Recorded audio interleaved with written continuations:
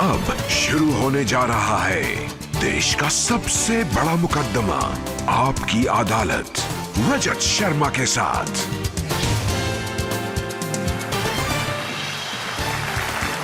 नमस्कार, thank you.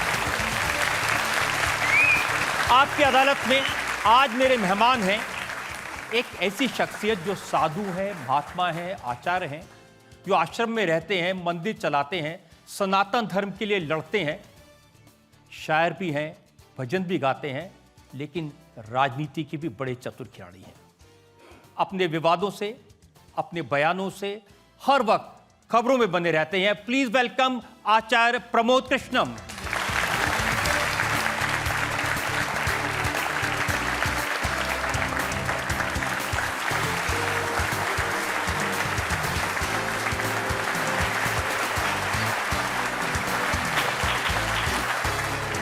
और अब आपकी अदालत में आमंत्रित कर रहा हूं हमारे आज के जज को।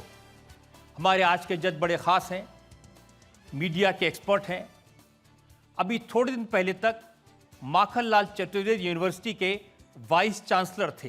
Please welcome KG Suresh.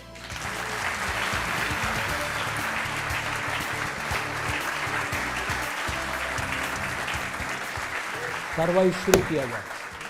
और पहला इल्जाम लगे आचार्य प्रमोद कृष्णम पर। इससे पहले एक नजर आचार्य जी के बैकग्राउंड पर। राजनीति की दुनिया में आचार्य प्रमोद कृष्णम की पहचान बनी टीवी पर कांग्रेस के लिए लड़ने वाले प्रवक्ता के तौर पर। छात्र जीवन से कांग्रेस में एक्टिव आचार्य प्रमोद कृष्णम 32 साल तक कांग्रेस में विभिन्न पदों पर रहे। कांग्रेस के टिकट पर 2 बार लोकसभा का चुनाव लड़े। कांग्रेस में आचार्य प्रमोद कृष्णम को प्रियंका गांधी और दिग्विजय सिंह का करीबी माना जाता था। फरवरी 2024 में आचार्य प्रमोद कृष्णम को कांग्रेस से निष्कासित कर दिया गया। इसी दौरान आचार्य प्रमोद कृष्णम का नाम नरेंद्र मोदी के साथ जुड़ा। प्रधानमंत्री मोदी ने आचार्य प्रमोद कृष्णम द्वारा बनाए जा रहे श्री कल्की धाम मंदिर की आधारशिला रखी। आचार्य प्रमोद कृष्णम पिछले 18 साल से कल्की धाम से जुड़े हैं। आचार्य प्रमोद कृष्णम कल्की भगवान की उपासना भगवान विष्णु के दशम अवतार के रूप में करते हैं। आचार्य प्रमोद कृष्णम सनातन धर्म के प्रसारक हैं और इस्लाम के स्कॉलर भी हैं। आचार्य प्रमोद कृष्णम भजन गायक हैं और शायर भी हैं। धर्मगुरु और राजनेता आचार्य प्रमोद कृष्णम आपकी अदालत में अपना मुकदमा खुद लड़ेंगे। तो आचार्य जी आप तैयार हैं? शुरू करें मुकदमा। बंदा हाजिर है। आइए शुरू करते हैं आज का मुकदमा। आपकी अदालत में पहला इल्जाम आचार्य प्रमोद कृष्णम पर। आपकी अदालत में आचार्य प्रमोद कृष्णम पर आरोप है कि ये बहरूपिया हैं। आचार्य जी, जनता तो आपका ये रूप जानती है, आचार्य का, महात्मा का, साधु का, लेकिन मेरे पास कुछ जानकारी है आपकी जवानी के दिनों की। और जवानी के राज मैं आपकी अदालत में आज खोलना चाहता हूं। ये बात सही है कि आप जवानी के दिनों में घर से भाग गए थे, मुंबई चले गए थे हीरो बनने के लिए? रजत जी, पहली बात तो ये है कि ये जो बहरूपिया शब्द है ये बड़ा सार्थक है, ये बहुत इंटरेस्टिंग है और बड़ा सार गर्भित है। कैसे? बहरूपिया का मतलब होता है जिसके बहुत से रूप हों। और बहरूपिया सबसे पहले पता किसे कहा गया? जब सागर मंथन हुआ तो राक्षसों की तरफ से भगवान विष्णु को कहा गया कि ये अलग अलग रूप बदल के आते हैं, इसलिए ये हमें भगवान के रूप में स्वीकार नहीं। दूसरी बार रजत जी, दूसरी बार बहरूपिया कहा गया योगीराज भगवान श्री कृष्ण को, और वो दुर्योधन और दुशासन ने कहा कि तुम बहरूपिये हो, तुम छलिया हो, तुम माखन चोर हो, तुम कपटी हो। तो भगवान कृष्ण को क्या क्या कहा गया रजत जी, ये दुनिया को याद नहीं रहा, लेकिन कुरुक्षेत्र के मैदान में भगवान कृष्ण ने जो कहा वो आज तक दुनिया को याद है।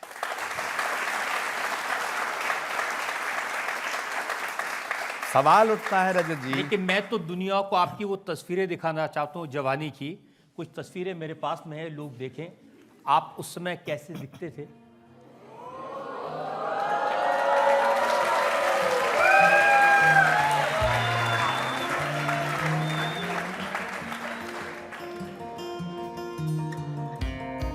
जब हीरोगन ने गए थे तो कुछ घर का पैसा माल भी ले गए थे साथ में।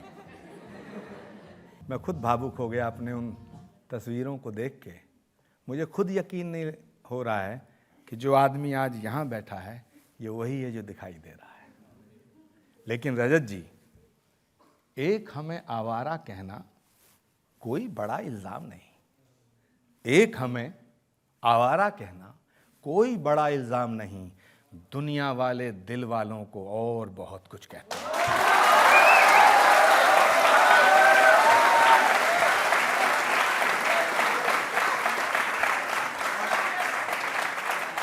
जहाँ तक आपने कहा कि मैं एक्टर बनने के लिए गया, तो रजत जी एक्टर तो सभी बनना चाहते हैं। कुछ बन पाते हैं, कुछ नहीं बन पाते हैं।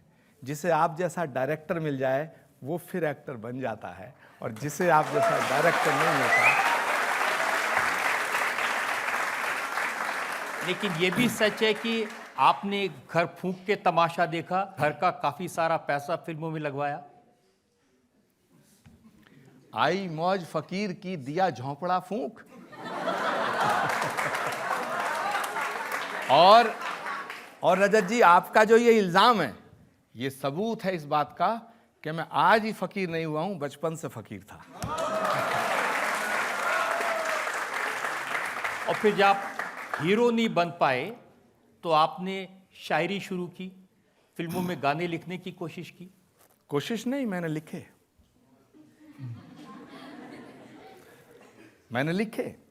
और रजत जी, गाना लिखना, शेर व शायरी करना, ये उस दौर की एक ख़ास बात होती है। मुझे लगता है आपने भी किसी की मोहब्बत में गाने लिखे होंगे।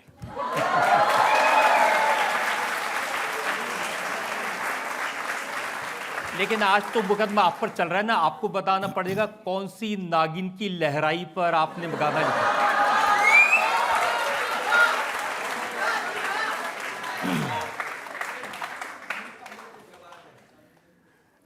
रजत जी, ये 30-32 साल 40 साल पुरानी बातें हैं।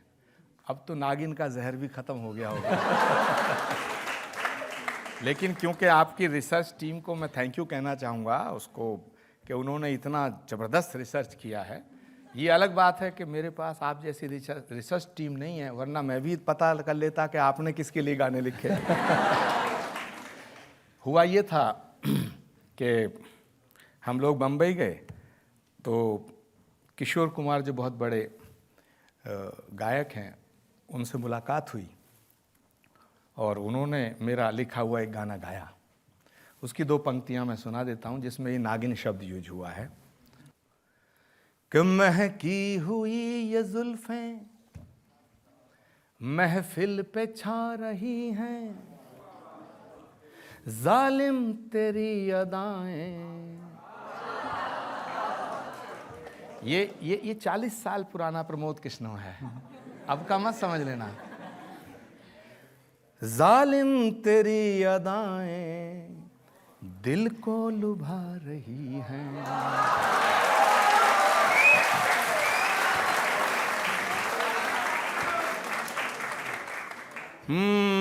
मस्तानी चाल तेरी। अब रजत जी, आपने जवानी से भी पहला जो पड़ाव होता है ना वो याद दिला दिया कि मस्तानी। और ये पक्का यकीन है जब ये शो टेलीकास्ट होगा तो मुझ पे बहुत से तीर तलवार बंदूक चलेंगी कि मस्तानी चाल तेरी जैसे लहरती नागन, आपास आके डस ले हमसे छुड़ा न।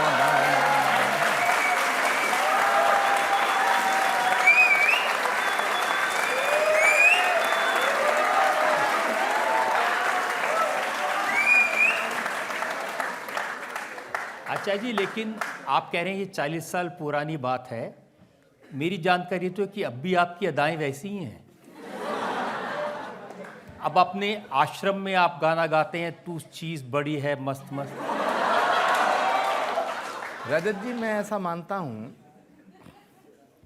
कि आश्रम हो, घर हो, जीवन का कोई भी हिस्सा हो, यदि वहां गीत, संगीत और थिरकन नहीं है तो फिर वो जीवन व्यर्थ है।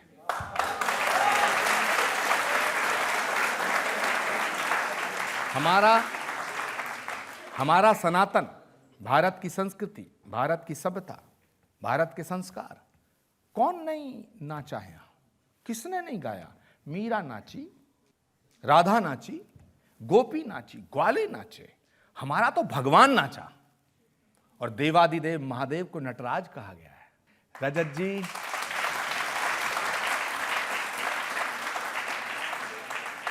और रजत जी, नाचने का मन आपका भी करता होगा। लेकिन एक साधु महात्मा गाना गाए, तू चीज बड़ी है मस्त मस्त, तो थोड़ा आश्चर्य। रजत जी, ये तो हमारे यहाँ रामायण में कहा गया है कि हर बात को देखने के अपने अपने नजरिए हैं, अपना अपना दृष्टिकोण है। मर्यादा पुरुषोत्तम भगवान श्री राम, दुनिया उन्हें भगवान मानती है, हम उन्हें भगवान मानते हैं, लेकिन कुछ लोग उनके अस्तित्व को नकारते हैं। क्या कहेंगे आप? मैं तो आपसे ये पूछ रहा हूँ, जब हेमा मालिनी जी आपके आश्रम में आती है तो किस नजर से देखते हैं?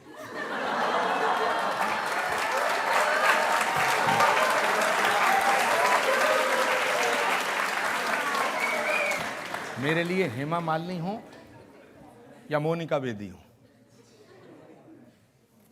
राधे मां हो या कोई और हो, रति अग्निहोत्री हो, पद्मिनी कोल्हापुरे हो, मैं इन सब में देवी का दर्शन करता हूं।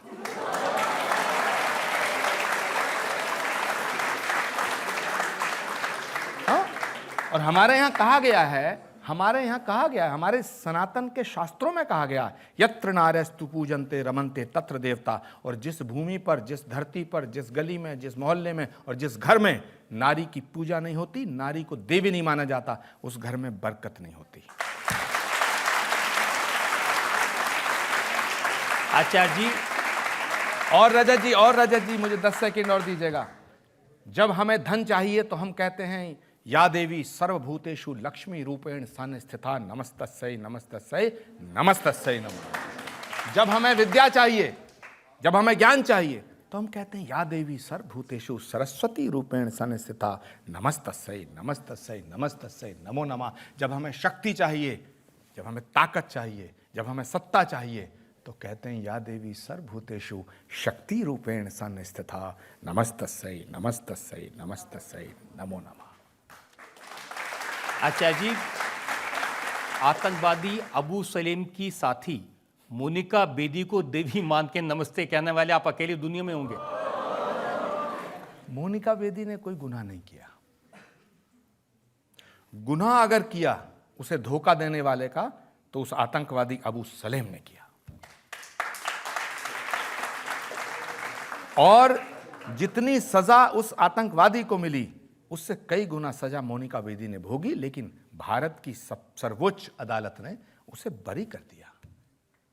मोनिका बेदी को मोनिका बेदी होने का प्रिविलेज मत दो, लेकिन मोनिका बेदी को मोनिका बेदी होने की सजा भी मत दो। मैंने सुना है कि राधे माँ को लोगों की गोद में बैठना भी आपने सिखाया। ये तो राधे माँ बता सकती हैं।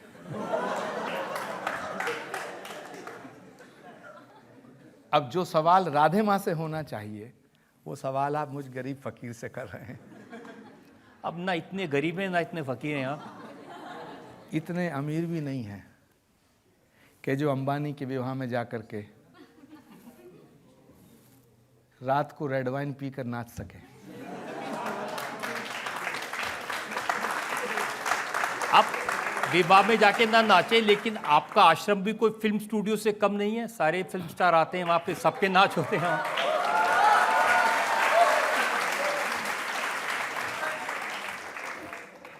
वो बड़ा पावन स्थान है, बड़ा पवित्र स्थल है। हमारे पुराणों में लिखा है कि भगवान विष्णु के 10 अवतार होंगे जो धरती पे आकर के अधर्म का नाश करेंगे, धर्म की पुनर्स्थापना करेंगे। भगवान राम 7वें अवतार, भगवान कृष्ण 8वें अवतार, श्री कल्की नारायण के रूप में भगवान संभल नामक स्थान पे अवतार लेंगे। ये हमारा पुराण कहता है। जिस स्थान पर भगवान आया वो धाम बन गया, तो जिस धरा पे भगवान आएगा वो भी धाम बनना चाहिए। इसलिए मैंने 18 वर्ष पूर्व ये संकल्प लिया था। और ये बात मैं नहीं कह रहा, स्कंद पुराण के अंदर उल्लेख है, कल्की पुराण के अंदर उल्लेख है, भविष्य पुराण, अग्नि पुराण में उल्लेख है। श्रीमद् भागवत का एक बहुत ही महत्वपूर्ण श्लोक है कि यदा चंद्रस्य सूरस्य तथा तिस्य बृहस्पति समेशन्ति एक राशो तदा भवति तत्कृतम संभल ग्राम मुखस्य ब्राह्मणस्य महात्मना भवने विष्णु यशस्य कल्की प्रादुर्भविष्यति। भगवान का कल्की अवतार, पूर्ण अवतार संभल नामक स्थान पर अवतार लेगा। विष्णु यश नाम के ब्राह्मण के यहाँ वो अवतार लेंगे। तो जिस धरा पर भगवान आएगा उस धरा को नमन करने, उस धरा को प्रणाम करने, उस धरा को श्रद्धा से अपना माथा उस धरा पे टेकने के लिए मैं आप सबको भी कल्की धाम आने के लिए आमंत्रित करता हूँ। हम इनसे ही पूछते हैं, जनता में से लोग कल्की धाम के बारे में अगर कोई सवाल पूछना चाहते हैं। सर, मेरा सवाल आपसे है कि आप कल्की भगवान का इतना भव्य मंदिर जो बनवा रहे हैं, पर कुछ लोगों का ये मानना है कि वो स्वयं कल्की भगवान हैं और अवतार भी ले चुके हैं, तो आप ऐसे लोगों पर क्या राय करना चाहते हैं? भगवान कभी खुद नहीं कहता कि मैं भगवान हूं। जो कहता है कि मैं कल्की अवतार हूं, उसके 4 लठ लगने चाहिए।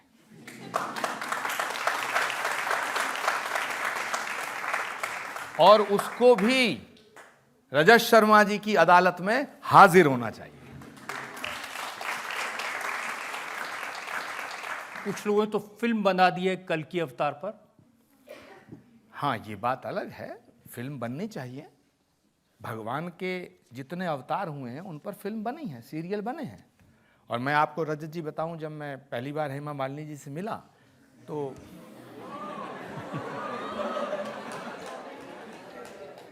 हेमा जी ने कहा कि मैं कृष्ण की भक्त हूं और कृष्ण ही कलयुग में कल्की के रूप में आएंगे। तो उन्होंने मुझे कहा कि मैं कल्की धाम आकर के राधा कृष्ण की नाटिका प्रस्तुत करूंगी। उन्होंने की, पर उन्होंने मुझे एक सलाह और दी थी उस वक्त जो मैं कर नहीं पाया। उसका कारण भी है, उन्होंने कहा था कि आप भगवान कल्की के ऊपर एक फिल्म बनाएं। लेकिन रजत जी मुझे आप नहीं मिले थे, नहीं तो फिल्म बन गई होती। पहले नहीं मिले थे, तो फिल्म बननी चाहिए।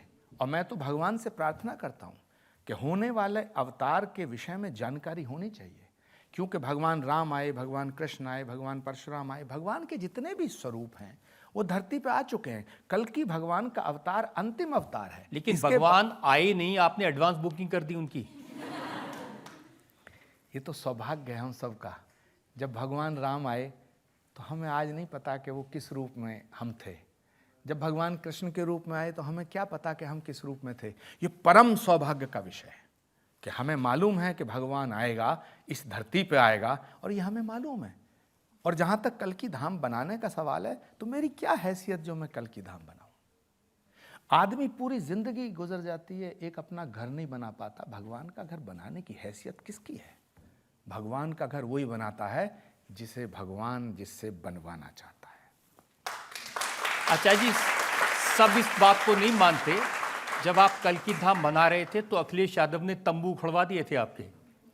हाँ, ये बात ठीक है कि 7 नवंबर 2016 को श्री कल्की धाम के शिलान्यास की पूरी तैयारी हो चुकी थी। देश के हजारों संत महात्मा वहाँ उपस्थित थे। कल्की भगवान के लाखों भक्त पूरे देश के कोने कोने से वहाँ उपस्थित थे। गर्भगृह की खुदाई हो चुकी थी।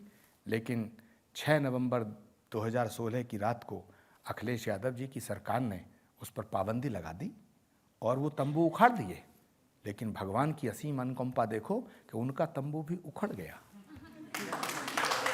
देखिए, उनका कंसर्न तो, और 2017 में उनका ऐसा तंबू उखड़ा है कि अभी तक बंबू नहीं गड़ा।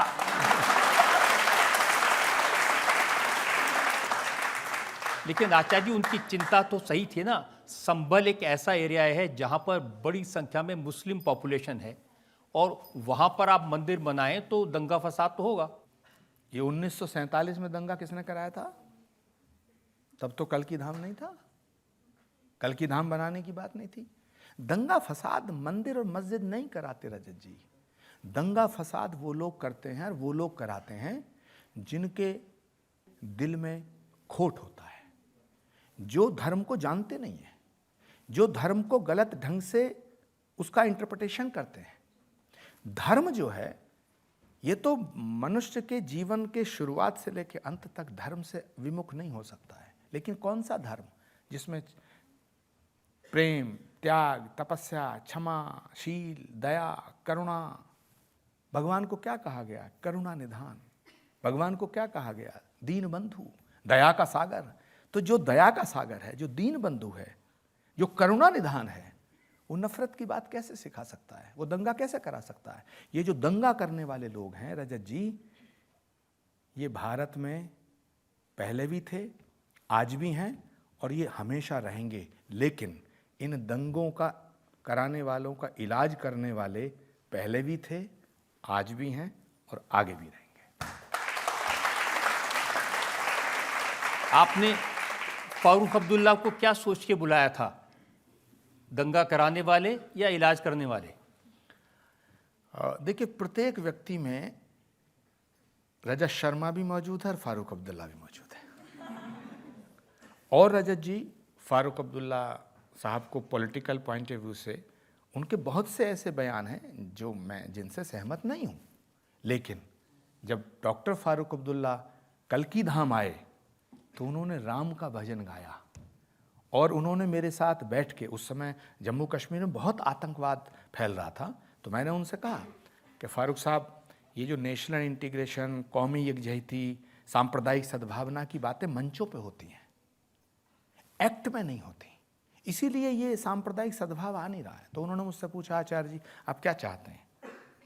तो मैंने कहा, क्या आप कल्की धाम आकर के मेरे साथ यज्ञ कर सकते हैं? तो उन्होंने कहा कि इसमें कोई बुराई नहीं है, मैं कर सकता हूँ। तो मैंने कहा, सोच लो, आलोचना होगी। तो उन्होंने कहा कि मैं देख लूँगा, आई विल फेस। लेकिन उन्हें यह नहीं पता था कि वो यज्ञ क्या है। तो जब वो आए तो उन्होंने कहा, भाई आहुति डालनी है। यज्ञ ब्रह्मा ने कहा आहुति डालनी है। तो यज्ञ ब्रह्मा ने कहा कि आचार्य प्रमोद कृष्णम जी मंत्र पढ़ो। तो फारूक साहब को भी नहीं पता था मंत्र क्या है। मैंने एक मंत्र पढ़ा, ओम इंडियन मुजाहिदीनम हन फट स्वाहा।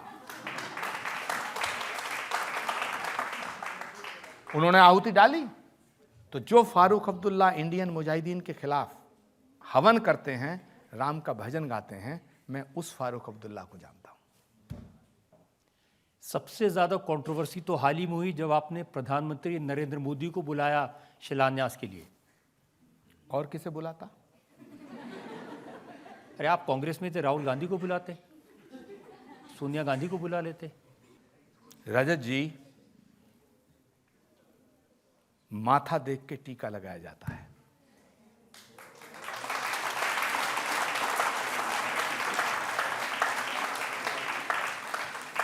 और रजत जी, ये हमारी आस्था का आधार है, ये हमारी श्रद्धा का केंद्र है, ये हमारी श्रद्धा का शिखर है। किसी भी मंदिर की आधारशिला रखने के लिए हाथों का पवित्र होना जरूरी है रजत जी। और रजत जी, ये सवाल बड़ा गंभीर कर दिया आपने, बहुत गंभीर सवाल है। मैं दिल की बात कहे बिना मानूंगा नहीं। माफ करना, आचार्य प्रमोद कृष्णम कहीं भी हों, लेकिन ये भाजपा और कांग्रेस का सवाल नहीं है, ये राजनीति का सवाल नहीं है, ये सनातन की परंपराओं का सवाल है। श्री कल्की धाम का शिलान्यास किसी ऐसे व्यक्ति से नहीं कराया जा सकता जो बीफ खाने की वकालत करता हो।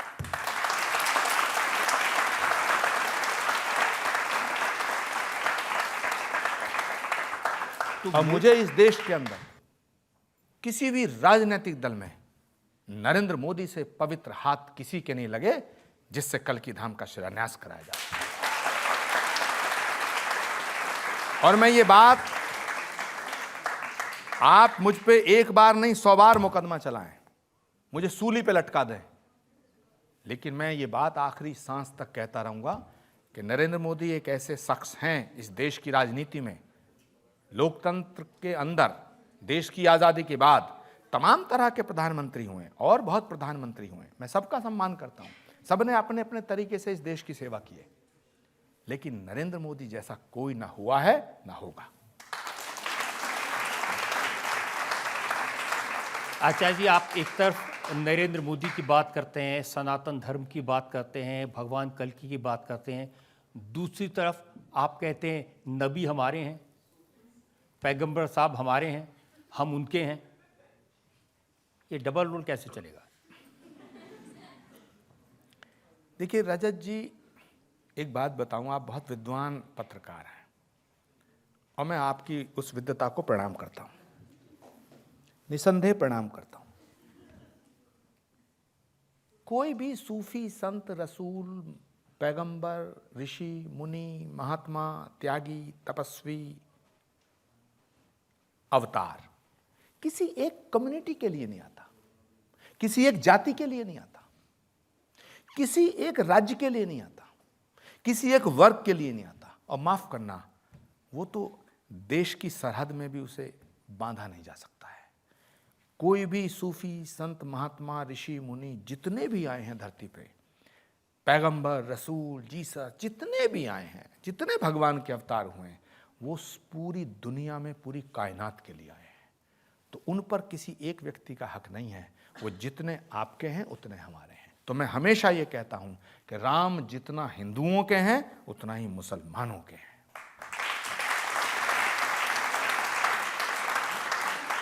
और पैगंबर मोहम्मद जितना मुसलमानों के हैं उतना ही हमारे हैं। इसीलिए, और ये बात मैं जब कांग्रेस के साथ था तब कहता था, आज नहीं कहूंगा, ऐसा नहीं है। मैं जब कांग्रेस के साथ था तब भी सच के साथ खड़ा होता था, और आज मैं कांग्रेस के साथ नहीं हूं तब भी सच के साथ खड़ा हूं। सच के साथ। सत्ता आती है, जाती है, सत्ता आएगी और जाएगी, पार्टियां आएंगी, जाएंगी, बिगड़ेंगी, मिटेंगी, लेकिन सनातन खड़ा रहना चाहिए, ये राष्ट्र खड़ा रहना चाहिए। जनता मुझसे सवाल ले सकते हैं। मेरा आपसे एक सवाल था कि आपका एक सोशल मीडिया पे गाना मैंने सुना कि नबी जितने तुम्हारे उतने हमारे, तो सर आप हमारे लिए एक बार ये गाना गा दीजिए। वो मेरे द्वारा लिखी हुई एक नज़्म का हिस्सा है जो मैंने प्रॉफिट मोहम्मद साहब के लिए लिखा उनके बर्थडे पे। मैं एक प्रोग्राम में इनवाइट किया गया हैदराबाद में। हैदराबाद का मतलब ओवैसी मत समझ लेना। और सुने, आपकी अदालत जब देखेंगे ओवैसी तो उन्हें भी सुनना पड़ेगा। ये कानों में रुई नहीं लगाएंगे, वो भी सुनना पड़ेगा कि एक हिंदू धर्म गुरु, एक हिंदू धर्माचार्य श्री कल्कि पीठ का पीठाधीश्वर आचार्य प्रमोद कृष्णम क्या कहता है। और ये मैसेज जाना चाहिए उन तमाम कट्टरपंथियों के मुंह पे तमाचा लगेगा कि जो हमारे भगवान राम के अस्तित्व को नकारते हैं। तमाचा लगेगा कि मेरे सीने की धड़कन है, मेरी आंखों के तारे हैं, सहारा बेसहारों का खुदा के वो दुलारे हैं। अब जो मैंने लिखा है ये मैसेज है उन तमाम लोगों को जो ये कहते हैं कि हिंदू का भगवान अलग है, मुसलमान का अलग है। ये उनको मैसेज है, सहारा बेसहारों का खुदा के वो दुलारे हैं। समझ कर तुम फकत अपना उन्हें तकसीम ना करना, नबी जितने तुम्हारे हैं नबी उतने हमारे हैं।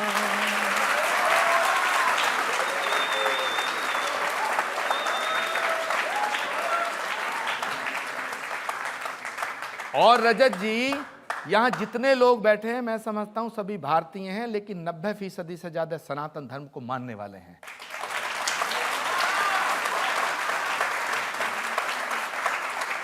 और रजत जी, तमाम कट्टरपंथी ताकतें इस शो को देखेंगी और मैं समझता हूं कि उनके दिल पर भी ये तालियां असर करेंगी कि जहां 90% हिंदू हैं, वहां नबी की शान में आचार्य प्रमोद कृष्ण ने अगर 2 पंक्तियां गाई तो उसको दाद मिली है। और रजत जी, यही सनातन है और यही भारत है।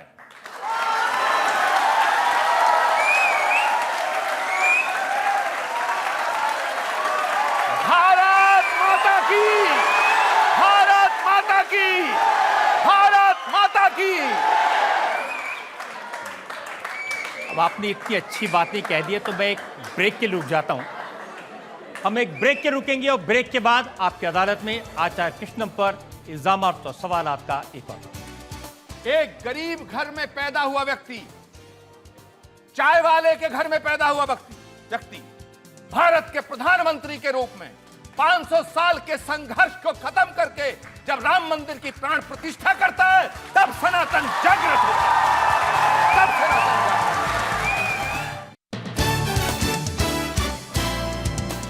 Welcome back. आपकी अदालत में आज हम मुकदमा चला रहे हैं आचार्य प्रमोद कृष्णम पर। आपकी अदालत में अगला इल्जाम। आपकी अदालत में आचार्य प्रमोद कृष्णम पर आरोप है कि ये एहसान फरामोश हैं। आचार्य जी, 32 साल आपकी राजनीति में पहचान रही कांग्रेस के नेता के तौर पर। कांग्रेस पार्टी ने 2 बार आपको लोकसभा का चुनाव लड़वाया, प्रवक्ता बनाया, टीवी पर बैठाया, नाम दिया, सम्मान दिया, पॉलिटिकल अफेयर्स कमेटी का मेंबर बनाया, लेकिन आपने पीठ में छुरा घोंप दिया। मैं जिस कांग्रेस का मेंबर था, मैं जिस कांग्रेस के साथ था, वो कांग्रेस तो महात्मा गांधी की कांग्रेस थी।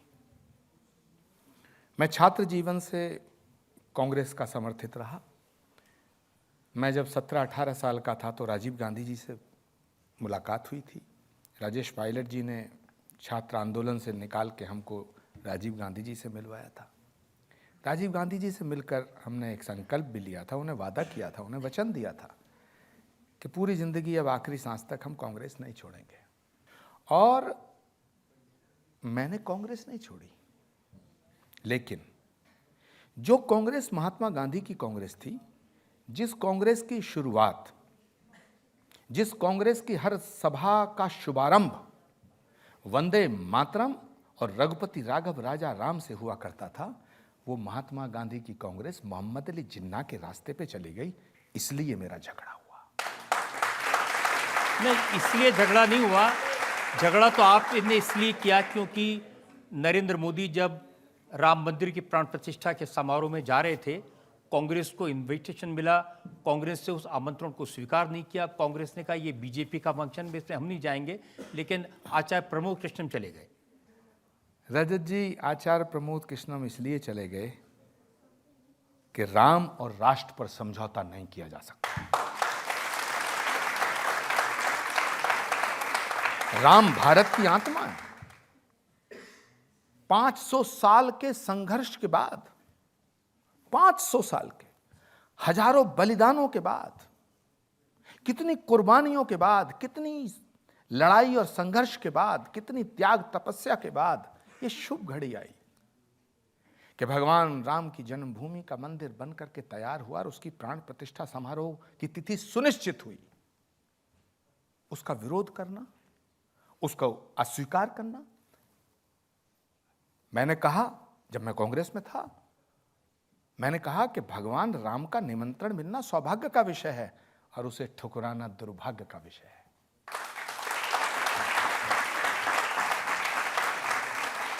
मैंने ये बात कही, मुझे निमंत्रण मिला है, मैं जाऊंगा, आप भी जाएं, तो क्या गुनाह कर दिया। लेकिन जहां तक सवाल है रजत जी कि कांग्रेस ने ये कहा कि साहब राम मंदिर का जो प्राण प्रतिष्ठा का समारोह है वो तो बीजेपी का समारोह है, वो तो संघ का समारोह है, तो भाई प्राण प्रतिष्ठा हुए तो अब 1 साल होने को है, अब तक क्यों नहीं गए। दूसरा इंपॉर्टेंट, राहुल गांधी ने तो ये भी कहा, और प्राण प्रतिष्ठा का समारोह हुआ, वहां नाच गाना हो रहा था, वहां उन्हें ऐश्वर्या राय नाचती हुई दिखाई दी थी। जैसे राहुल गांधी वैसे राहुल गांधी के सपने।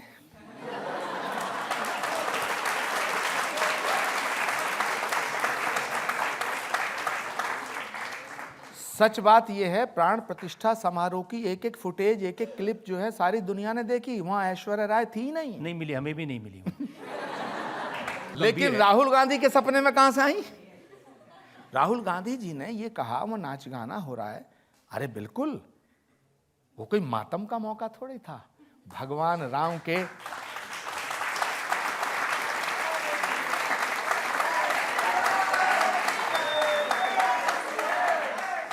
और रजत जी, भगवान राम की जन्मभूमि के मंदिर के प्राण प्रतिष्ठा का समारोह, उत्सव था वो। तो आप तो वहां थे, कौन नाचा था?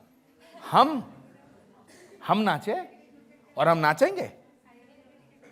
साधु संत नाचे, पूरी अयोध्या नाची, और रजत जी घर बैठा पूरा भारत नाच रहा था।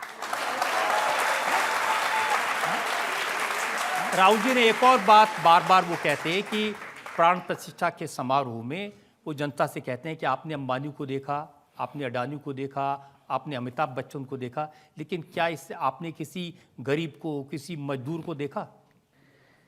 राहुल गांधी जी की आंख पे पता नहीं किसने क्या पट्टी बांध दी है, कौन सा चश्मा लगा दिया है। उन्हें अयोध्या में शबरी नाचती हुई दिखाई नहीं देगी, उन्हें अयोध्या में केवट नाचता हुआ दिखाई नहीं देगा, निषाद नाचता हुआ दिखाई नहीं देगा, उन्हें जटायु नाचता हुआ दिखाई नहीं देगा, उन्हें जामवंत नाचता हुआ दिखाई नहीं देगा, उन्हें आचार्य प्रमोद कृष्णम नाचता हुआ नहीं दिखाई देगा। उनकी नजर वहां भी अंबानी, ऐश्वर्या, अडानी पे पड़ी।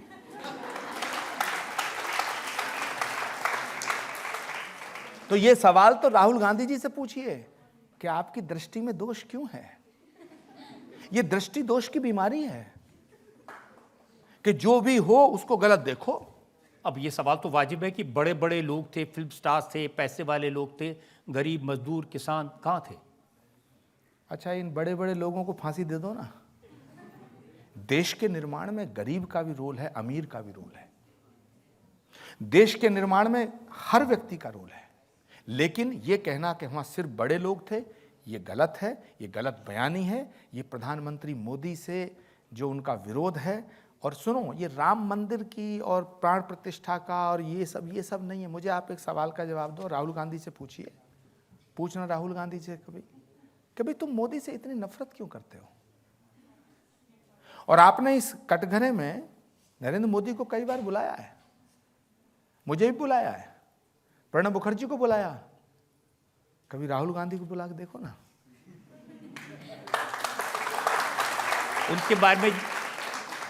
उनके बारे में जब पूछते हैं ना, तो मैं उन लोगों को मिर्ज़ा गालिब का एक शेर सुनाता हूँ। मैं बुलाता तो हूँ उसको, मगर ये जज्बा दिल उस पे बन जाए कुछ ऐसी कि बिनाए ना बने।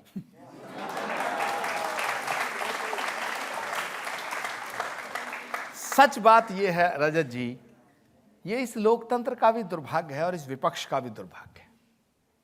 इस देश में जितने प्रधानमंत्री हुए हैं उनके फैसलों की आलोचना हुई है और होनी चाहिए, समीक्षा हुई है, लेकिन किसी प्रधानमंत्री से नफरत की गुंजाइश नहीं है। ये जो वर्तमान का विपक्ष है, खासतौर से, अब मैं तो ये कह रहा हूं कि इस इतनी बड़ी कांग्रेस को खत्म करने में 15 साल लगे राहुल गांधी को।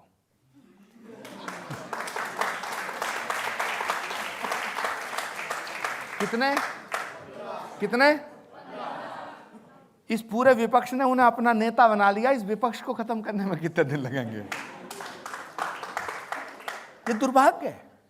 यहां एक स्वस्थ विपक्ष होना चाहिए, स्वस्थ लोकतंत्र के लिए एक सशक्त विपक्ष होना चाहिए, लेकिन विपक्ष होना चाहिए, बंदरों की जमात नहीं होनी चाहिए। लेकिन आजकल तो उनका कॉन्फिडेंस गजब का है। राहुल गांधी कहते हैं कि सरकार विपक्ष चला रहा है, हम जो चाहते हैं करवा लेते हैं। गलत फहमी के शिकार हैं। ये नरेंद्र मोदी है, ये ना झुका है और ना झुकेगा। अब देखिए, यहीं एहसान फरामोशी की बात आती है। आपको प्रियंका गांधी का करीबी माना जाता था, आप प्रियंका को कांग्रेस का अध्यक्ष बनाना चाहते थे, और आप नरेंद्र मोदी के लिए कांग्रेस को छोड़ा है, प्रियंका जी को अकेला छोड़ा है वहाँ? नहीं रजत जी, ऐसा नहीं है। मैं नरेंद्र मोदी जी के लिए कांग्रेस को मैंने छोड़ा, ऐसा नहीं है। मैंने तो कांग्रेस को छोड़ा भी नहीं। मैं तो जो राम मंदिर की प्राण प्रतिष्ठा में गया, उसके बाद श्री कल्की धाम के शिलान्यास की तिथि सुनिश्चित हुई, फिर मैं माननीय प्रधानमंत्री नरेंद्र मोदी जी से मिला और वो जब तस्वीरें आईं तो मुझे पता चला कि कांग्रेस ने कोई प्रेम पत्र जारी किया है। हालांकि वो निष्कासन की चिट्ठी मुझे अभी तक नहीं मिली, लेकिन मुझे पता चला कि मुझे पार्टी से निकाल दिया गया है। रजत जी, सनातन जिंदा रहना चाहिए, भारत सलामत रहना चाहिए। एक निष्कासन नहीं, 1000 निष्कासन स्वीकार हैं, लेकिन सनातन से समझौता नहीं किया जा सकता। मैंने कांग्रेस के लोगों से पूछा कि आचार्य प्रमोद कृष्णम को 6 साल के लिए पार्टी से क्यों निकाला। उन्होंने कहा ये भाई बहन में झगड़ा लगवा रहे थे, ये राहुल को प्रियंका से लड़वा रहे थे। मतलब हम झगड़ा लगवाते हैं? हाँ। अच्छा ये बताओ रजत जी, 1931 से लेके 2022 तक कांग्रेस 64 बार टूटी है। 64 बार। पंडित नेहरू के सामने भी टूटी, इंदिरा गांधी जी के सामने भी टूटी, कांग्रेस अर्श बनी, चंद्रशेखर जी के समय टूटी, कांग्रेस बाद में जब नरसिम्हा राव थे तो तिवारी जी, कांग्रेस तिवारी बनी, शरद पवार, पीए संगमा और तारिक अनवर जब पार्टी को छोड़ के गए, उन्होंने विदेशी मूल का मुद्दा उठाया कि भारत का प्रधानमंत्री सोनिया गांधी नहीं बन सकती क्योंकि वो विदेशी मूल की हैं। मुझे बताओ, मेरा जन्म हुआ 1965 में, उससे पहले कांग्रेस 42 बार टूट चुकी थी, वो किसने तुड़वाई? लेकिन आप देखिए ना, 2024 में आप 42 बार कह चुके हैं कि राहुल गांधी इस लायक नहीं है, प्रियंका को पार्टी का अध्यक्ष बनना चाहिए। आप कहते हैं प्रियंका को रायबरेली से लड़ना चाहिए, आप कहते हैं प्रियंका को प्रधानमंत्री बनना चाहिए। ये झगड़ा नहीं लगा रहे? देखिए, मैं बिल्कुल कहता था और मैं आज भी कहता हूं, लेकिन वो होना मुश्किल है। जब तक कांग्रेस की कमान राहुल गांधी के हाथ में है, प्रियंका गांधी का कुछ नहीं हो सकता। और रजत जी, दूसरी बात भी सुन लीजिएगा, जब तक प्रियंका गांधी के हाथ में कमान नहीं आएगी, इस कांग्रेस का कुछ नहीं हो सकता।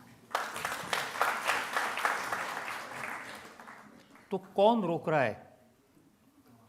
यही तो सवाल है, यही बड़ा सवाल है। इसके चक्कर में तो एक थोड़ी सिंधिया गए, जितिन प्रसाद गए, आरपीएन सिंह गए, अशोक तंवर गए, अशोक चौहान गए, गौरव बल्लभ गए, राधिका खेड़ा गई, लाइन लगी पड़ी है सब इस चक्कर में। वो तो कहीं और गुंजाइश नहीं है, नहीं तो और भी जाने को तैयार बैठे हैं इसी चक्कर में। देखिए क्या है कि राहुल गांधी जी के साथ एक चंडाल चौकड़ी है।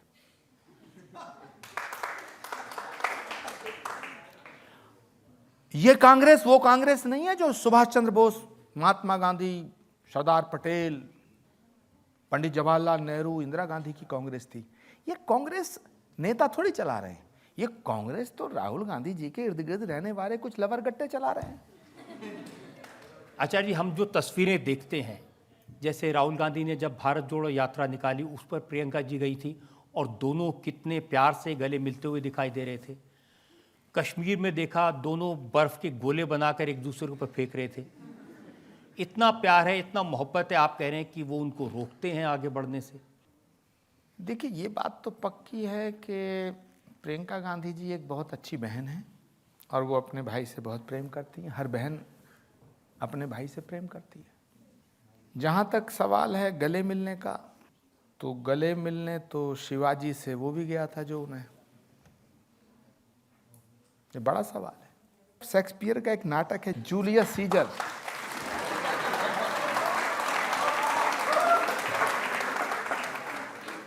रजत जी,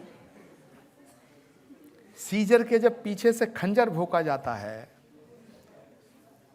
तो जो वो पीछे मुड़ के देखता है तो उसे ब्रूटस नजर आता है। वो ब्रूटस पे सबसे ज्यादा यकीन करता था। जब उसके पीठ में खंजर लगा तो उसने पीछे मुड़ के कहा, यू टू ब्रूटी।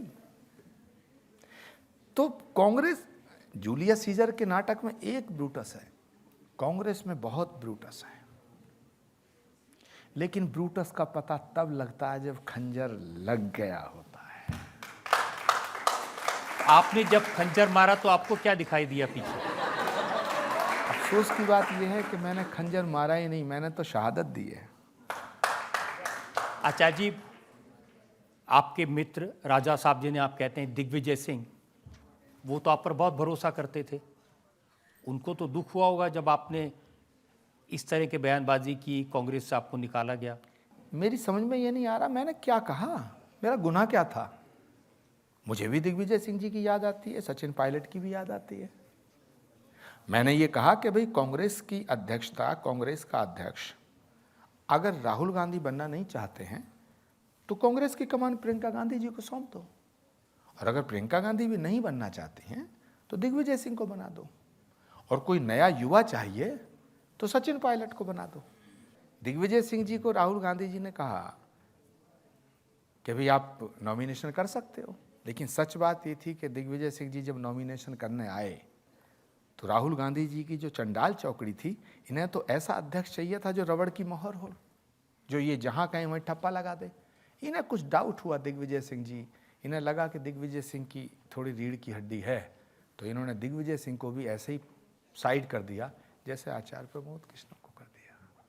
तो धोखा तो इन्होंने दिया है, छल तो इन्होंने किया है, ब्रूटस तो वहां है, सवाल उनसे पूछो।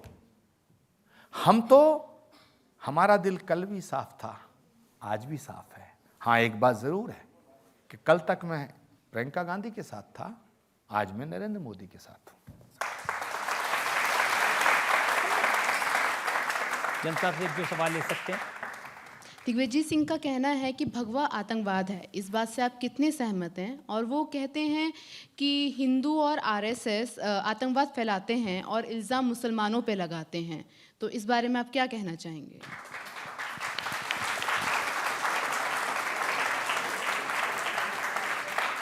भगवा हमारे शौर्य का कलर है, भगवा हमारी संस्कृति का रंग है, भगवा हमारी सभ्यता का रंग है, भगवा हमारे सनातन का रंग है। भगवा कभी आतंकवादी नहीं हो सकता।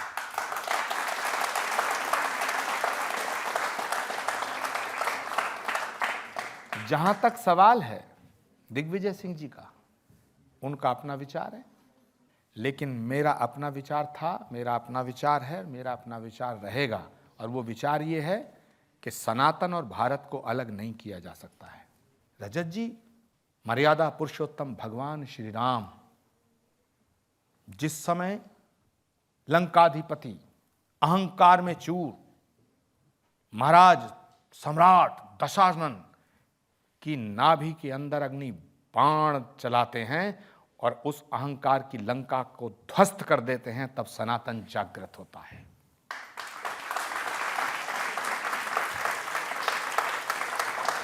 योगीराज भगवान श्री कृष्ण जिस समय कुरुक्षेत्र के मैदान में रथ पे खड़े होकर के शंखनाद करते हैं और अधर्म का नाश करने के लिए और धर्म की पुनर्स्थापना करने के लिए उद्घोष करते हैं, तब सनातन जागृत होता है। रजत जी, छत्रपति शिवाजी महाराज पूरा जीवन का संघर्ष स्वीकार करते हैं, लेकिन औरंगजेब के सामने सर झुकाना स्वीकार नहीं करते, तब सनातन जागृत होता है। और रजत जी, महाराणा प्रताप घास की रोटी खाना स्वीकार करते हैं, घास की रोटी खाना स्वीकार करते हैं, लेकिन अकबर के सामने सजदा नहीं करते, तब सनातन जागृत।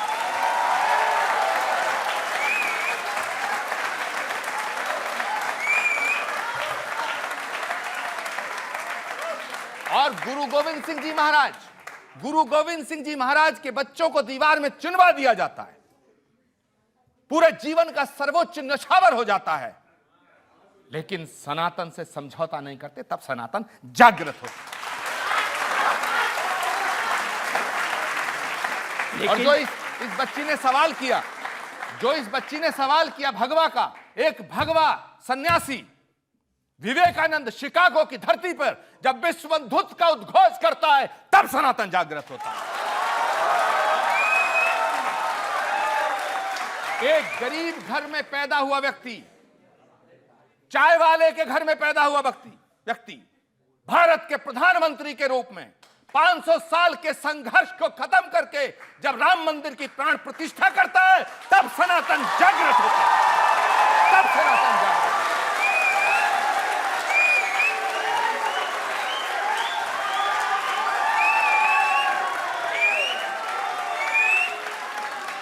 आचार्य जी, उनके सवाल का तात्पर्य ये था, जब दिग्विजय सिंह ये कहते हैं कि हेमंत करकरे को अजमल कसाब ने नहीं मारा, किसी हिंदू ने मारा, तब क्या जागृत होता है?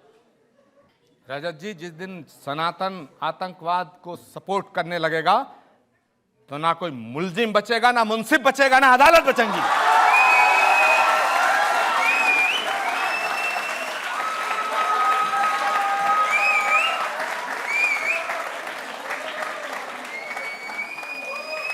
ये सवाल ही गलत है, ये बयान गलत है, मैं इससे सहमत नहीं हूं।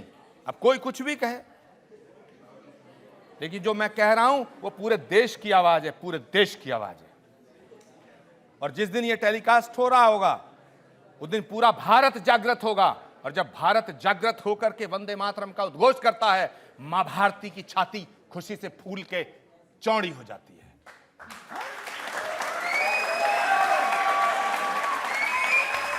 यहाँ एक और ब्रेक के रुकेंगे और ब्रेक के बाद आपकी अदालत में इल्जामात और सवालात का एक और। किसी भी राजनीतिक पार्टी के हारने को सनातन की हार कहना, ये सबसे बड़ा पाप है और सबसे बड़ी गलती है। भारतीय जनता पार्टी का कैंडिडेट हारा है, हिंदुत्व नहीं हारा है।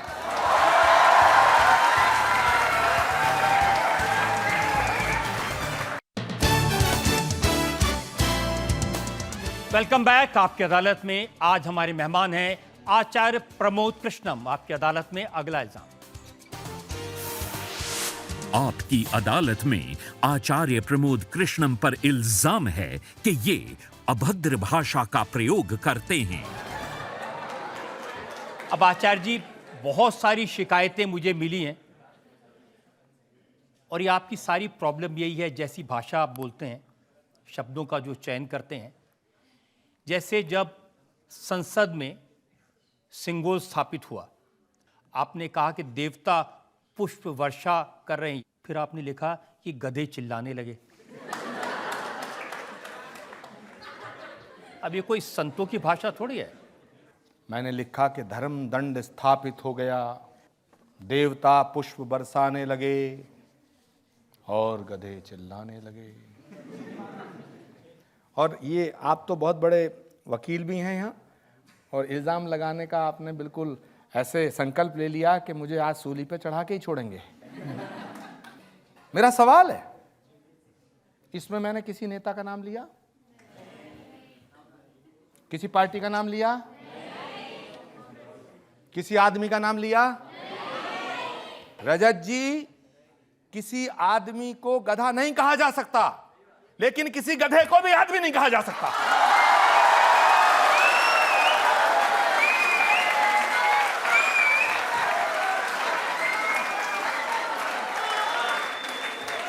अब देखिए, मैंने रजत जी आप बताइए, किसी नेता को गधा कहा? किसी नेता को गधा कहा? आप बताओ, किसी नेता को गधा कहा? तो गधों को नेता भी नहीं कहूंगा। आपने जहां नाम लेकर कहा है वो उदाहरण मैं आपको बताता हूं। आपने कहा अगर राहुल गांधी नेहरू गांधी परिवार में पैदा न हुए होते तो कोई उन्हें चपरासी की नौकरी भी नहीं देता। ऐसी भाषा तो अशोभनीय है। नहीं, ये भाषा अशोभनीय नहीं है, ये भाषा सराहनीय है। मुझे आप बताइए, कोई धर्म सिखाता है सच ना बोलो? कोई धर्म कहता है झूठ बोलो? नहीं, चपरासी की नौकरी रजत जी, सच को सच कहना बड़ा मुश्किल होता है, लेकिन जितना सच को सच कहना मुश्किल है, उतना ही मुश्किल सच को सुनना है। और सच को सुनना जितना मुश्किल है, उतना ही सच को स्वीकार करना है। यदि इस सच को कांग्रेस स्वीकार कर लेती तो कांग्रेस की आज दुर्दशा ना होती।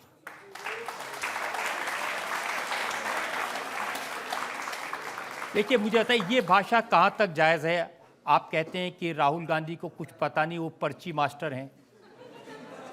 कभी आप कहते हैं कि उनके दिमाग में लीकेज है। अच्छा, मुझे आप बताओ, राहुल गांधी जी को यह नहीं पता कि गुड़ का पेड़ कैसा होता? किसानों की बात करते हैं। गुड़ का पेड़, गुड़ का पेड़, अब गुड़ का पेड़ पता नहीं कैसा होता, किसानों की बात करते हैं। कभी खेत नहीं देखा, कभी गांव नहीं देखा उन्होंने। इंटरनेट पे शुरू में देखा होगा मेरा गांव मेरा देश। मेरी बात को समझने की कोशिश करें। आपने तो जिद बिल्कुल ठान रखा है कि मुझे मुलजिम ठहराना है। मैं राहुल गांधी जी का विरोधी नहीं हूं, मैं राहुल गांधी जी का बिल्कुल विरोधी नहीं हूं। अगर मैं राहुल गांधी जी का विरोधी होता तो उन्हें यह सलाह क्यों देता कि भैया राम का निमंत्रण मत ठुकराओ, राम का निमंत्रण आना सौभाग्य होता है, जो राम का निमंत्रण ठुकरा दे वो तो कहीं का भी नहीं रहेगा। तो ये अगर मैं नहीं, अगर मैं मैं बताता हूं, आचार्य जी, प्रॉब्लम ये है कि आप पहले उनके बारे में ऐसे नहीं कहते थे। 3 साल पहले आपने कहा कि राहुल गांधी तो उस परिवार से आते हैं जिन्होंने देश के लिए कुर्बानियां दी हैं, राहुल गांधी अच्छे इंसान हैं, राहुल गांधी सच्चे देशभक्त हैं।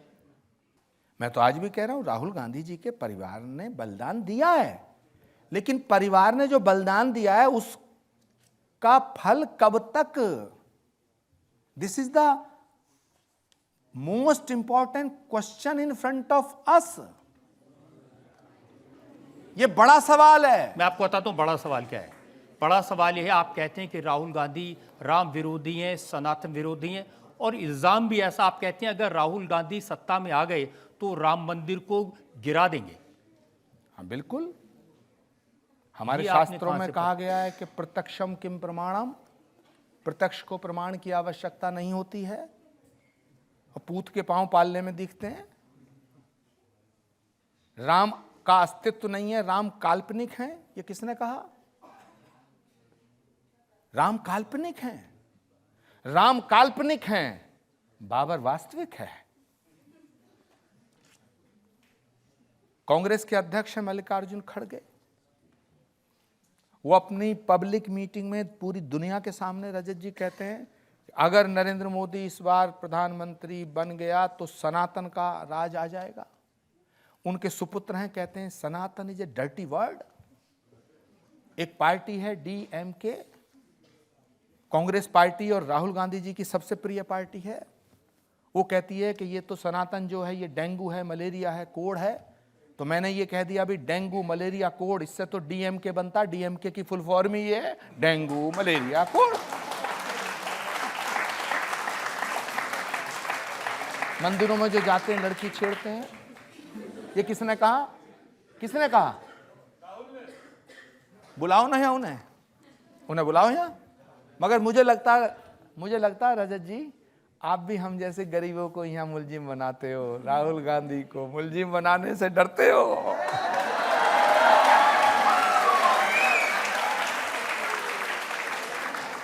मैं पिछले 40 साल से पत्रकारिता में हूं, डरने का मौका तो कोई आया है नहीं, किसी से नहीं डरते।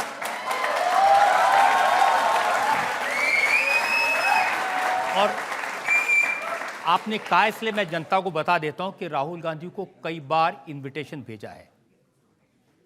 पर्सनली भी मैंने कहा, चिट्ठी लिख के भी बुलाया, मेल भी किया, और मुझे उम्मीद है कि किसी न किसी एक दिन उनको लगेगा कि वाकई में आपकी अदालत में आना चाहिए।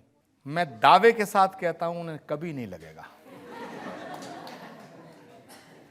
कभी नहीं लगेगा। आ जाएं तो बड़ी अच्छी बात है। जब वो आए तो जरूर मेरी तरफ से उन्हें ये सवाल करना कि क्या मंदिर जाने वाले लड़कियां छेड़ते हैं? क्या राम काल्पनिक हैं? पूछना। क्या नवरात्रों के दिनों में आप ये जो केरल में गाय काटी गई, ये जो नवरात्र में मटन बनाते हुए फोटो वायरल करते हो, ये सनातन है? खड़गे जी के बेटे ने कहा सनातन गंदा शब्द है। क्या राहुल गांधी ने सवाल किया उनसे कि तुम ये क्या कह रहे हो? राम मंदिर की प्राण प्रतिष्ठा, चलिए ठीक है, मान लिया आपने, कह दिया बीजेपी का कार्यक्रम है, जबकि ऐसा नहीं था। अगर तो बीजेपी कहते हैं आचार्य जी कि बीजेपी को भी क्या फायदा हुआ?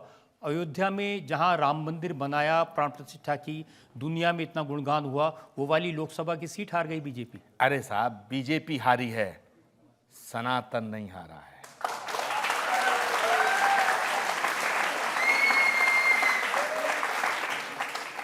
भारतीय जनता पार्टी का कैंडिडेट हारा है, हिंदुत्व नहीं हारा है।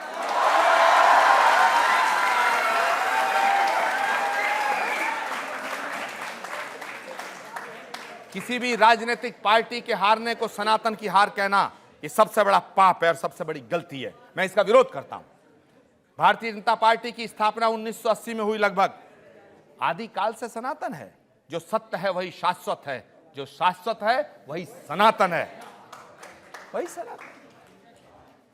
तो ये कहना कि साहब अयोध्या, अरे साहब ये तो हो जाता, कभी कभी भगवान की ऐसी दृष्टि है, वो सबका है, वो कभी कभी दुष्टों को भी ताकत बख्श देता है, हो जाता है। देखिए, जो भी कुछ हुआ, अखिलेश यादव जो राम मंदिर में नहीं गए अब तक, अखिलेश यादव जिन्होंने विरोध किया, उनका उम्मीदवार वहां से जीता। ये जितने राम विरोधी लोग हैं ना, ये सत्ता के सिंहासन को तरस जाएंगे, इन्हें देश की जनता सत्ता नहीं देगी। लिख लेना, लिख लेना। 1-2 सीट जीतना, 2-4 सीट जीतना, 1-2 राज्यों में सरकार आ जाना, ये सब चलता रहता है। कभी कभी भगवान जो है आसुरी शक्तियों को भी थोड़ा सा बढ़ा देता है, और अगर आसुरी शक्तियां ना बढ़ें तो भगवान का अवतार क्यों हो? भगवान कल्कि का अवतार इसीलिए होगा कि धराधाम पर ये आसुरी शक्तियां जब ज्यादा बढ़ जाएंगी, तभी इनका संहार करने के लिए परमात्मा धरती पे आता है। और मैंने तो लिखा है, भगवान कृष्ण ने गीता में वादा किया था कि मैं कलयुग में संभल में आऊंगा। अगर आप कहें तो मैं गा के सुना दूं। क्या लिखा आपने, सुनाइए। कि तूने द्वापर में वादा किया था,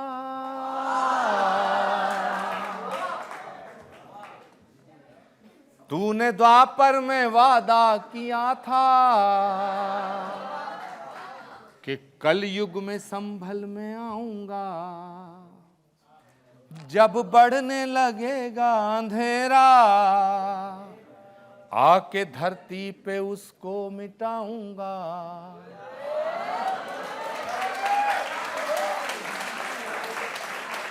जब बढ़ने लगेगा अंधेरा, आके धरती पे उसको मिटाऊंगा। अरे स्वागतम कल की, शरणागतम कल की, अरे स्वागतम कल की, शरणागतम कल की, अरे स्वागतम कल की। मेरे साथ साथ, स्वागतम कल की, शरणागतम कल की, अरे स्वागतम कल की, शरणागतम कल की, अरे स्वागतम कल की, शरणागतम कल की।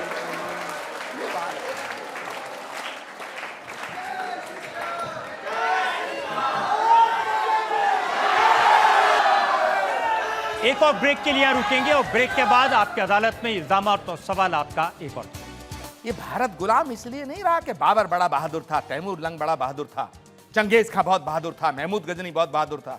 ये भारत इसलिए गुलाम रहा, इस भारत में जयचंद मौजूद थे।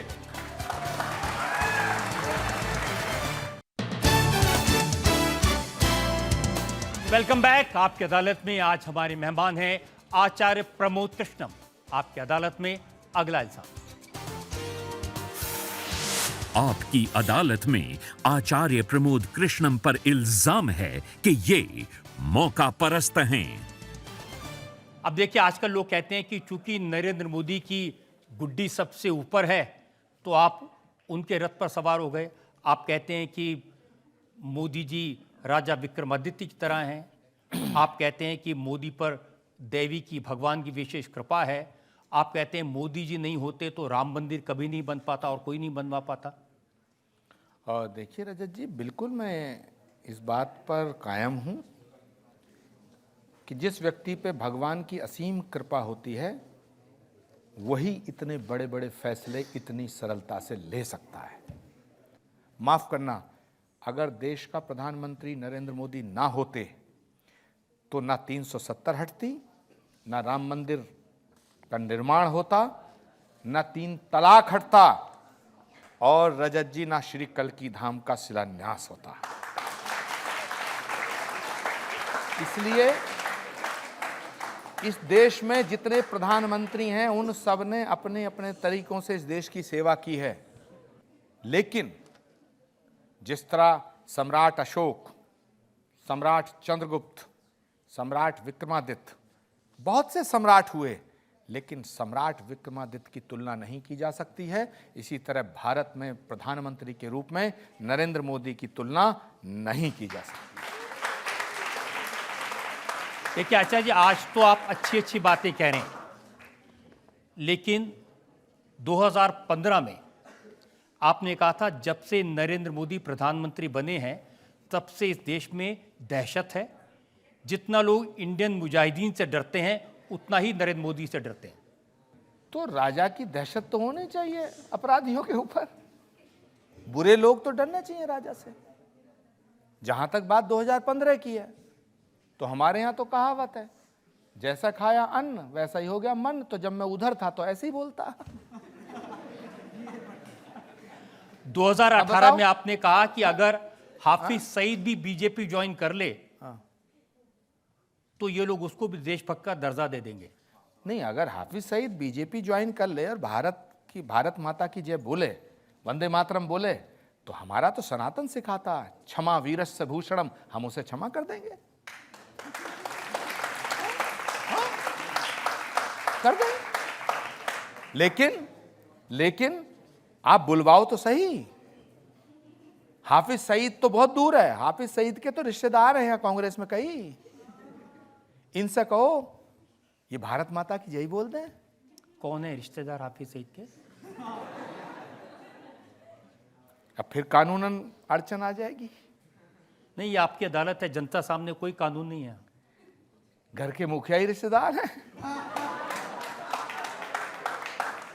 अब मैं आपको बताऊं, अभी एक हिजबुल्ला का जो सरगना था नसरुल्लाह मारा गया, सारा विपक्ष मातम में, जैसे इनका रिश्तेदार हो। अब सवाल उठता है, और इनकी छोड़िए, आप राहुल गांधी जी से एक बार कहिए कि जय श्री राम का नारा लगा दें। आप जो सजा कहेंगे मैं भुगतने को तैयार। कहिए, आप कहिए ओवैसी से कि भारत माता की जय का नारा लगा दें। आप जो सजा कहेंगे मैं भुगतने को तैयार। और माफ करना, ये कोई इस्लामिक स्कॉलर नहीं है, माफ करना, आई एम सॉरी टू से। इस्लाम नहीं कहता, इस्लाम तो कहता है कि मां के कदमों में जन्नत है। जो इस्लाम कहता है मां के कदमों में जन्नत है, वो मादरे वतन की तौहीन की इजाजत कैसे दे सकता है? हा? भारत माता की जय का नारा नहीं लगाऊंगा क्योंकि इस्लाम खतरे में आ जाएगा, ये ओवैसी साहब का बयान है। लेकिन संसद के अंदर पैलेस्टाइन की जय बोल सकते हैं, तो इस्लाम खतरे में नहीं आया। ये दोहरा मापदंड है। इसलिए रजत जी मैं कहता हूं कि हिंदुस्तान, भारत, ये भारत की भूमि 1000 साल तक गुलाम रही। 1000 साल तक इस भारत पे मुगलों ने और अंग्रेजों ने राज किया। ये भारत गुलाम इसलिए नहीं रहा कि बाबर बड़ा बहादुर था, तैमूर लंग बड़ा बहादुर था, चंगेज खां बहुत बहादुर था, महमूद गजनी बहुत बहादुर था। ये भारत इसलिए गुलाम रहा, इस भारत में जयचंद मौजूद थे।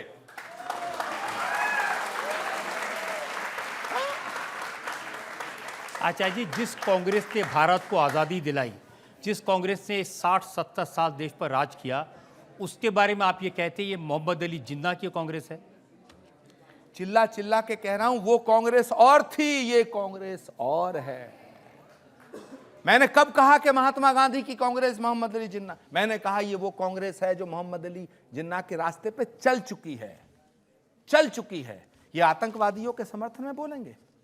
भारत तेरे टुकड़े होंगे, इंशाअल्लाह भारत तेरे टुकड़े होंगे, उसका नारा जो लगाता है उसे अपना नेता बनाएंगे। जो भारत के टुकड़े करना चाहता है उसका विरोध हमने किया है और हम करेंगे, हम करेंगे। अरे भाई 2-3 साल पहले तक तो आप दूसरों का विरोध करते थे। योगी आदित्यनाथ के बारे में आपने कहा गोरखपुर से सिरफिरा माफिया महात्मा कहता है ये देश केवल हिंदुओं का है। देखिए साहब, रजत जी, आप जो हैं दूसरों की बातें मेरे मुंह में मत डालिए। ये कुछ मेरे बयान हैं और मैं अपने बयानों से कभी पीछे नहीं हटाऊं, लेकिन मैं ये मानता हूं कि जो इस भारत के साथ है वो मेरा मित्र है, जो इस भारत के खिलाफ है वो मेरा शत्रु है। इसमें दो राय नहीं है और ना मैं बदलने को तैयार हूं। जनता से एक दो सवाल ले सकते हैं। आपकी बहुत सारी सभाओं में ये नारा लगता है कि नाराए तकबीर अल्लाहू अकबर, लेकिन और बहुत कुछ जगहों पे ये भी बोला जाता है कि सर तन से जुदा। तो इस पे आपका क्या कहना है? बेटा, पहले तो मेरी किसी सभा में सर तन से जुदा का नारा नहीं लग सकता, ना लगा। अगर तुम्हारे पास कोई क्लिप हो तो नहीं, वो कह रहे हैं कि आपकी सभाओं में तो नाराए तकबीर अल्लाह अकबर लगता है, लेकिन बहुत सारी सभाओं में उन्हें सुना है जहां पर सर तन से जुदा के नारे लगते हैं। देखिए, मैं ऐसा मानता हूं कि हाथ में AK-47 लेके बेगुनाहों का खून बहाने का नाम इस्लाम नहीं है। जो सर तन से जुदा की बात करते हैं, मैं इसका समर्थन नहीं करता। प्रॉफिट मोहम्मद एक जंग में घायल हो गए और उस जगह का नाम था तायफ। वो लहूलुहान हो गए।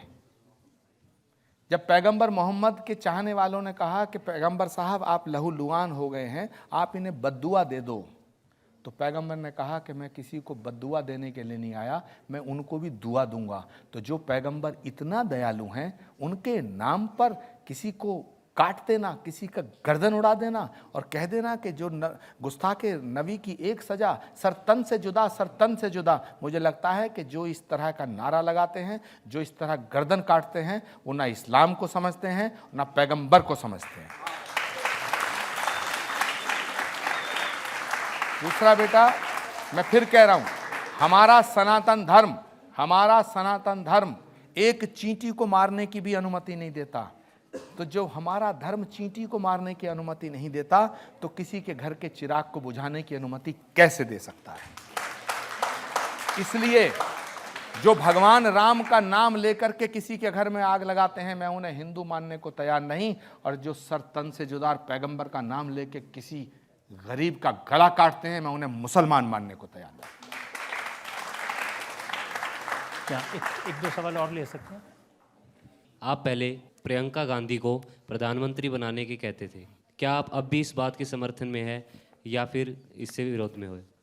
नहीं, मैं ऐसा मानता हूं कि कांग्रेस पार्टी में सबसे ज़्यादा लोकप्रिय नेता अगर कोई है तो प्रियंका गांधी हैं। तो जो सबसे ज़्यादा लोकप्रिय है उसे आगे बढ़ाना चाहिए। लेकिन कांग्रेस की भाग्य की विडंबना ये है, कांग्रेस का दुर्भाग्य ये है कि वहाँ जो लोकप्रिय होता है उसका गला काटा जाता है, जो लोकप्रिय नहीं होता है उसे आगे किया जाता है। जहाँ तक सवाल है प्रधानमंत्री के पद का, तो मुझे लगता है कि 2047 तक अभी कोई चांस किसी का है नहीं। आप कह रहे हैं कि 2029 में भी मोदी और उसके बाद भी नरेंद्र मोदी? अरे रजत जी, श्री राम जन्मभूमि के मंदिर का शिलान्यास प्रधानमंत्री मोदी ने किया और प्राण प्रतिष्ठा करके उद्घाटन भी नरेंद्र मोदी जी के कर कमलों द्वारा हुआ। तो भगवान श्री कल्की के धाम का शिलान्यास मोदी जी के हाथों हुआ है। तो भगवान कल्की के धाम के निर्माण को पूर्ण होने के पश्चात प्राण प्रतिष्ठा भी तो उन्हीं के हाथों होगी।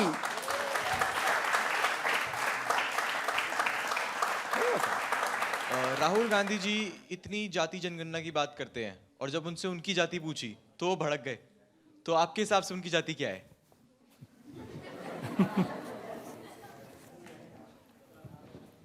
अब आप तो इतने बरसों से जानते हैं। बड़ा गंभीर सवाल है। सच बात यह है कि दुनिया में सिर्फ 2 जातियां हैं, एक अमीर एक गरीब, बाकी कोई जाति नहीं।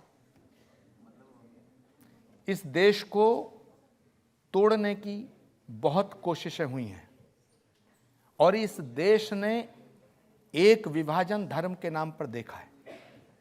1947 में विभाजन की विभीषिका का जो जख्म भारत की छाती पे लगा वो अभी तक भरा नहीं है।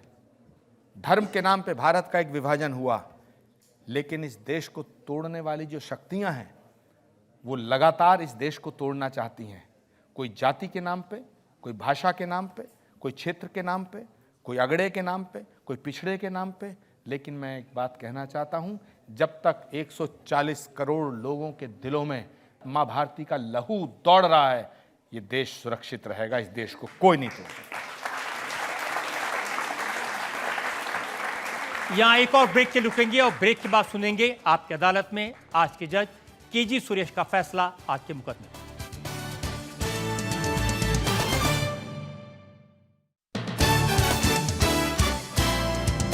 Welcome back. आपकी अदालत में आज हमने मुकदमा चलाया आचार्य प्रमोद कृष्णम पर। हमने उनसे पूछा कल की धाम के बारे में, उनसे पूछा सनातन के बारे में, उनसे पूछा उनके राजनीति के बारे में। अब वक्त है आपकी अदालत में आज के जज केजी सुरेश के फैसले का। हालांकि रजत जी के शोधपरक सवालों का जवाब देना मुश्किल ही नहीं, नामुमकिन है, लेकिन आपने अपने अंदाज में हंसते हंसाते शेर और श्लोक सुनाते कभी उत्तर दिया तो कभी टाल दिया। यह काबिल तारीफ है कि आपने अपने किसी भी पुराने वक्तव्य या प्रकरण से न इनकार किया न अफसोस जताया, चाहे फारूक अब्दुल्ला का प्रकरण हो या प्रियंका गांधी का विषय हो। आप अपनी बेबाकी के लिए जाने जाते हैं। सिद्धांतों के आधार पर वैचारिक परिवर्तन होना अवसरवाद नहीं कहलाता। आपका जीवन एक तरफ संघर्षशील रहा तो दूसरी तरफ आपने जीवन का पूरा लुत्फ उठाया है। आप संबल क्षेत्र के सामाजिक एकता और समरसता के प्रतीक हैं। राष्ट्रपिता महात्मा गांधी ने कहा था कि राजनीति धर्म विहीन नहीं होना चाहिए। आप जैसे ज्ञानी व्यक्ति से इस देश की आम जनता उम्मीद करती है कि आप अपने आध्यात्मिक शक्ति से भारतीय राजनीति को नैतिक और ध्येयनिष्ठ बनाने की दिशा में सकारात्मक और सार्थक कदम उठाएगी। यह अदालत आपको बाइज्जत सभी इल्जामों से बरी करती है।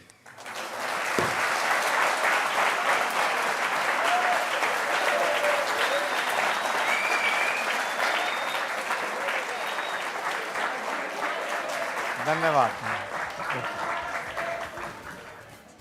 इस उम्मीद, इस विश्वास के साथ कि आचार्य प्रमोद कृष्णम इसी तरह से सनातन की सेवा करते रहेंगे, देश का नाम ऊंचा करते रहेंगे और समाज सेवा का जो काम इन्होंने अब हाथ में लिया है वो करते रहेंगे और राजनीति में भी इसी बेबाकी से अपनी बात कहते रहेंगे। आज का मुकदमा यहीं खत्म करते हैं। अगले हफ्ते आपसे मुलाकात होगी एक नई शख्सियत के साथ। तब तक के लिए नमस्कार।